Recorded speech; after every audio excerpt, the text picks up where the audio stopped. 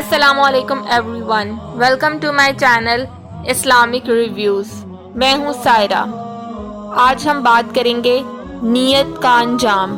انسان کی نیت اس کی زندگی میں اس طرح ضروری ہے جیسے کہ اس کا سانس لینا۔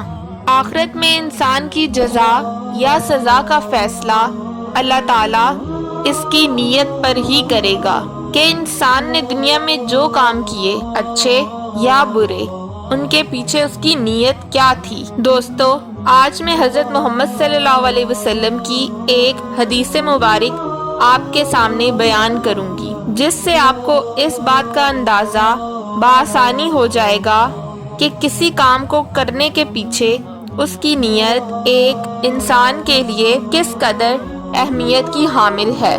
حضرت ابو ہریرہ رضی اللہ تعالیٰ عنہ کہتے ہیں کہ میں نے رسول اللہ صلی اللہ علیہ وسلم کو فرماتے ہوئے سنا، بے شک قیامت کے دن تمام لوگوں سے پہلے جس شخص کے خلاف فیصلہ کیا جائے گا وہ آدمی ہے جو شہید کیا گیا۔ اسے اللہ کے حضور پیش کیا جائے گا۔ اللہ تعالیٰ اسے اپنی نعمتیں یاد کرائے گا کہ میں نے فلاں نعمتوں سے نوازا تھا تجھے، وہ انہیں پہچان لے گا اور اقرار کر لے گا۔ اللہ تعالیٰ فرمائے گا، تو نے ان کے بدلے میں کیا عمل کیا؟ وہ کہے گا، میں نے تیرے راستے میں لڑائی کی، یہاں تک کہ میں شہید کر دیا گیا۔ اللہ تعالیٰ فرمائے گا، تو نے جھوٹ بولا، تو اس لیے لڑا تھا کہ تجھے جرئی اور بہادر کہا جائے، لہٰذا تجھے بہادر کہہ دیا گیا، تجھے یہ صلہ مل گیا ہے۔ پھر اس کے بارے میں حکم دیا جائے گا، چنانچہ اسے چہرے کے بل گھسیٹا جائے گا یہاں تک کہ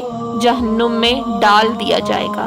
دوسرا وہ شخص ہے جس نے دین کا علم حاصل کیا، اسے دوسروں کو سکھایا اور قرآن پڑھا، چنانچہ اسے پیش کیا جائے گا۔ پھر اللہ تعالیٰ اسے اپنی نعمتیں یاد کرائے گا، وہ انہیں پہچان لے گا اور اقرار کر لے گا۔ اللہ تعالیٰ پوچھے گا، تو نے ان نعمتوں کے سبب اور ان کے بدلے میں کیا عمل کیا؟ وہ کہے گا، میں نے علم سیکھا اور دوسروں کو سکھایا اور تیری رضا کے لیے قرآن پڑھتا رہا۔ اللہ تعالیٰ فرمائے گا، تو نے جھوٹ کہا، تو نے علم اس لیے حاصل کیا تھا کہ تجھے عالم کہا جائے اور قرآن اس لیے پڑھا تھا کہ تجھے قاری کہا جائے، سو بلا شبہ تجھے دنیا میں ایسا کہہ لیا گیا ہے۔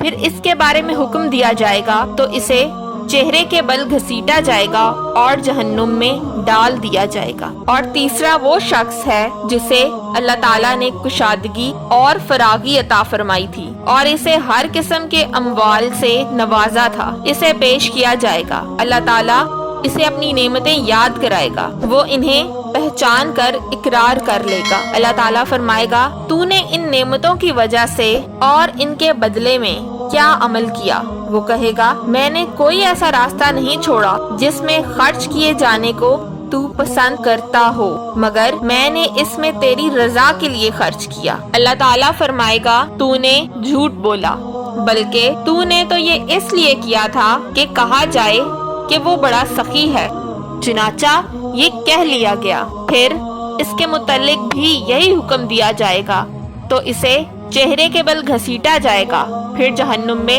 ڈال دیا جائے گا۔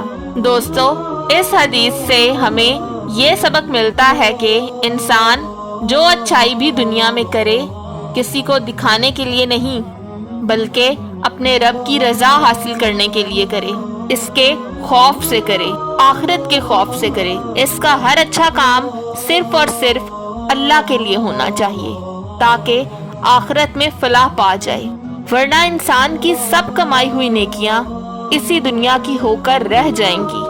اللہ ہم سب کو نیک رستے پر چلنے کی توفیق عطا فرمائے اور ایسا انسان بننے کی توفیق دے جس سے وہ راضی ہو جائے۔ دوستو، اگر آپ کو میری یہ ویڈیو اچھی لگی ہو تو لائک کریں اور اس جیسی اور احادیث کے لیے میرے چینل کو سبسکرائب کریں۔ اللہ حافظ۔